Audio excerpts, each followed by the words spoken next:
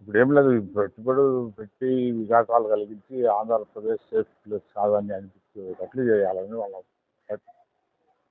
పెట్టుబడులు రాకుండా ఉంటాం. ఫారినర్స్ వాళ్ళు they need safe places for investments. Foreign investments కానీ దేశంలో ఇన్వెస్ట్మెంట్స్ రావాలంటే స్టేబుల్గా ఉండే గవర్నమెంట్స్ ఉండాలా, ప్రజలు శాంతి భద్రతతో ఉండాలి. ఇంకా డిస్టర్బెన్స్ ఉండే చోట పెట్టరు. మీరు ఈ విధంగా క్రియేట్ చేసే పెట్టుబడులు ఏమొస్తాయి? పెట్టుబడి లేకుండా ఏం ఇండస్ట్రీస్ వస్తాయి? ఏం ఇండస్ట్రీస్ రాకుండా ఎంప్లాయ్మెంట్ జనరేషన్ ఎట్లా అవుతుంది? సంపద ఎట్లా సృష్టించబడుతుంది? కాకుండా మీకు బేసిక్ ఫండమెంటల్ పిల్లలు ఎకనామిక్ చెప్పగలుగుతావు. ఇంకా సంపద లేకుండా అభివృద్ధి ఎట్లా అవుతుంది? సంక్షేమం అసలు జరగదు. గమనిస్తున్నారు.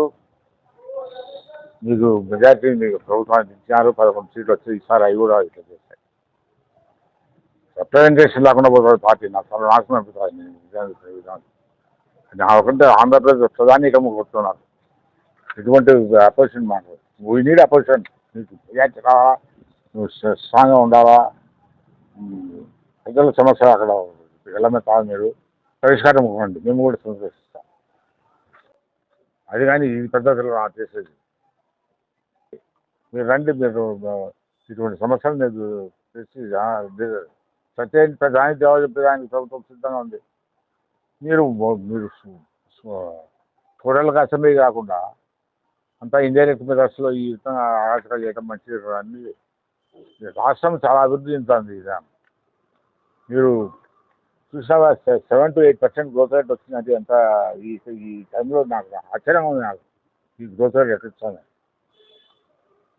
నేను ఐఎమ్ ద సెల్ఫ్ క్రిటిక్. బ్రహ్మాండమైన మా పార్టీలో నేను క్రిటిసైజ్ చేస్తానంట తప్పులు ఉంటాయి. అటువంటిది నోరు పరిస్థితి చేస్తాను. ఏం చేస్తాడో ఏమో. 5 కోట్ల ప్రధానికం 6 కోట్ల ప్రధానికం పరిపాలించడంలో చిన్న పొరపాటు జరగచ్చు, రోడ్ సైట్లోనో జరగచ్చు.